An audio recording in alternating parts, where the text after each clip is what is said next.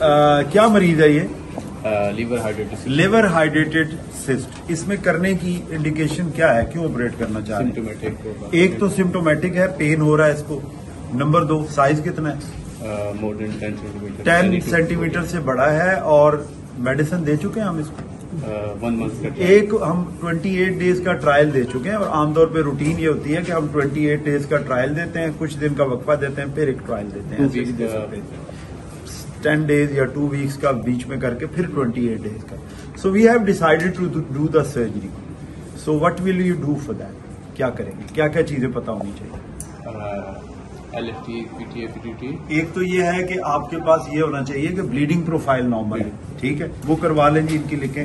एक तो bleeding profile करवा लें, फहीम साहब कह रहे हैं। और बताइए और क्या चाहिए? एक हमें पता होना चाहिए कि इसकी कम्युनिकेशन तो नहीं है कहीं ऐसा तो नहीं है बिलियरी डक्ट से कम्युनिकेशन, उसका कैसे पता लगेगा? ERCP से नहीं पता चलेगा। ERCP से पता लग सकता है। और भी कोई इनडायरेक्ट एविडेंस किसी चीज का? दूसरा LFTs भी इनके रिपीट करवा लें, वो भी करवा लें ताकि हमें अंदाजा हो जाए कि अल्कलाइन फास्फेटेज रेज तो नहीं है। और कोई बात इसके अलावा?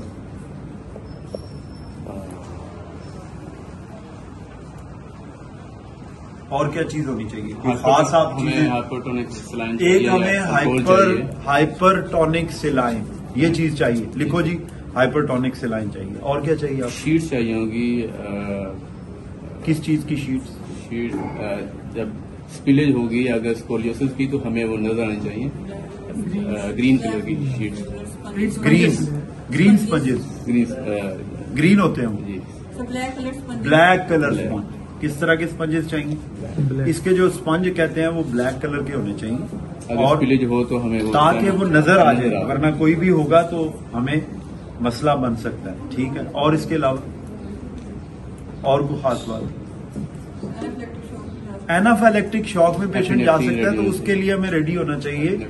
हमें कॉल लिखनी है एनेस्थेटिस्ट को कि एक पेशेंट है जिसको हमने ऐसे ऐसे वी वांट। ऑपरेशन का नाम क्या है? पेरिसिस्टेक्टमी। पेरिसिस्टेक्टमी का?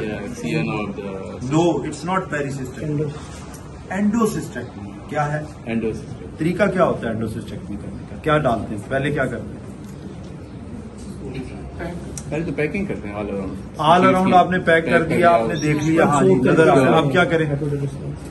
सलाइन, वो हाइपरटोनिक सलाइन से आप सो करके रखते हैं। फिर उस सिस्ट को क्या करते हैं? पंक्चर करते हैं। उसको एस्पिरेट करके सारे स्कोलियोसिस को। वो तो आप जो परक्यूटेनियस करते हैं उसमें पहले होता है ना, क्या कहते हैं, PRPD, वो तो और चीज है। इसमें क्या करते हैं? इसमें आप क्या इंजेक्ट करते हैं? अल्कोहल नहीं, वही जो आपने हाइपरटोनिक सलाइन है वो इंजेक्ट कर देते हैं पहले, उसको अंदर इंजेक्ट करेंगे ताकि वो पता लग जाए। फिर क्या करेंगे? स्कोलियोसिस। निकालते किस चीज से हम? निकालेंगे किस चीज से? स्पैचुला से। स्पैचुला होना चाहिए जिसके जरिए से आप निकालते हैं। शक्कर अक्सर ब्लॉक हो जाते हैं। ठीक है। और क्या होना चाहिए इसके अलावा? और क्या जरूरत पड़ सकती है आपको? अगर जॉन्डिस हो रहा हो पेशेंट को, फिर क्या करेंगे? जॉन्डिस हो रहा हो? हाँ, अगर जॉन्डिस हो रहा है, साथ अल्कलाइन फास्फेटेज भी रेज है, अब क्या करेंगे? स्टंटिंग करेंगे। उसके लिए आपने टी ट्यूब का इंतजाम करना है। बाज दफा some time we open up the CBD and we find that there are scoliosis inside this CBD। और खास तौर पे दूसरा ये कि जब इतनी बड़ी सिस्ट हो तो some time it is advisable. ठीक है। एडविजिबल क्या है कि आप साथ ही उसके टी ट्यूब भी डालें। ठीक है।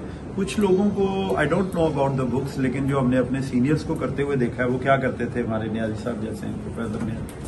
सो he used to put a stent into the CBD and he used to flush it. और ये जो सारी की सारी कैविटी है इसमें से देखते थे कोई डायरेक्ट तो नहीं आ रहा, तो वहां स्टिच भी लगा देते थे कि मे बी ये कम्युनिकेट हो रहा है, तो ये क्या ना बन जाए, प्रॉब्लम ना कर दे, फिस्टुला ना बन जाए, तो वो भी देख लेते। ये जो इतनी बड़ी कैविटी बन जाती है इसका क्या करें? ओब्लिटरेट हो जाते हैं, इसमें मोमेंटम आमतौर पे ओब्लिटरेट हो जाती है, ड्रेन डाल दें, मोमेंटम डाल दें, और भी कुछ कर सकते हैं। क्यों? स्पंज स्ट्रॉन्ग बहुत सस्ते आते हैं। कैपोटिनेज क्या होती है? क्या है कैपोटिनेज क्या होती है? स्टिच लगा देते हैं। और क्या होते हैं प्रोसीजर?